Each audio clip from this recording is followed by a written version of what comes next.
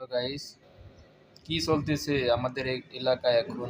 SSC পরীক্ষা নামের জালিয়াতি চলতেছে। আপনারা দেখতে থাকুন, কন্টিনিউ দেখলে বুঝতে পারবেন। পিরোজপুরের নাজিরপুরে চলমান এসএসসি পরীক্ষাকে ঘিরে উঠে এসেছে চাঞ্চল্যকর জালিয়াতির অভিযোগ রয়েছে একই পরীক্ষার্থী হয়ে প্রক্সি পরীক্ষা দিয়েছেন তারই বিশ্ববিদ্যালয় পড়ুয়া বড় বোন।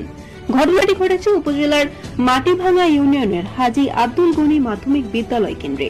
অভিযুক্ত পরীক্ষার্থী অদিতি হোসেন, তিনি পলাশডাঙ্গা মাধ্যমিক বিদ্যালয়ের 24-25 শিক্ষাবর্ষের শিক্ষার্থী এবং পূর্ব বানিয়ারি গ্রামের মোহাম্মদ জাকির হোসেন শেখের মেয়ে। অভিযোগ অনুযায়ী অদিতির পরিবর্তে পরীক্ষায় অংশ নেন তার বড় বোন অনন্যা হোসেন, যিনি বর্তমানে বিশ্ববিদ্যালয়ে অধ্যয়নরত। জানা যায়, মঙ্গলবার 28 এপ্রিল অনুষ্ঠিত পরীক্ষায় কেন্দ্রের 3 নম্বর কক্ষে এই ঘটনা ঘটে। পরীক্ষা কেন্দ্রের সিসিটিভি ফুটেজে বিষয়টি ধরা পড়ার পর থেকে এলাকায় শুরু হয় ব্যাপক আলোচনা সমালোচনা। এদিকে শুধু প্রক্সি নয়, ওই বিদ্যালয়ের প্রধান শিক্ষক ও কেন্দ্র সচিবের বিরুদ্ধেও প্রশ্ন ফাঁসের অভিযোগ উঠেছে।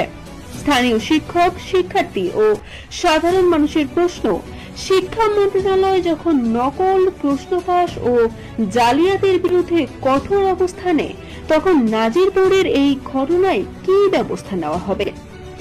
ঘটনার পর বিদ্যালয় পরিচালনা কমিটির সভাপতি মোস্তফা জুবায়ের হায়দার সংশ্লিষ্টদের 7 কার্যদিবসের মধ্যে কারণ দর্শানোর নির্দেশ দিয়েছেন।